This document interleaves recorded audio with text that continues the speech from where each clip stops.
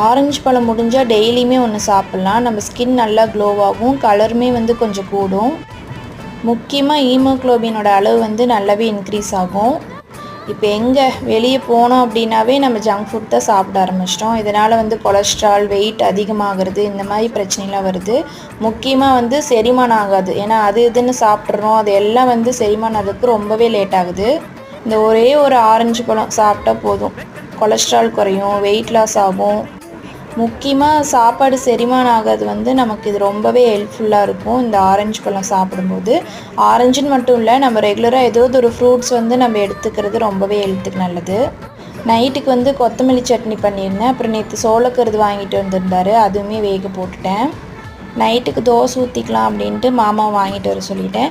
நேற்று சொல்லியிருந்தேன், சொன்னது மட்டும்தான் வாங்குவியா, எனக்கு எதுவும் வாங்கலையான்னு. அதனால் இன்றைக்கி எனக்கு பிடிச்ச சாக்லேட் வாங்கிட்டு வந்திருந்தாரு.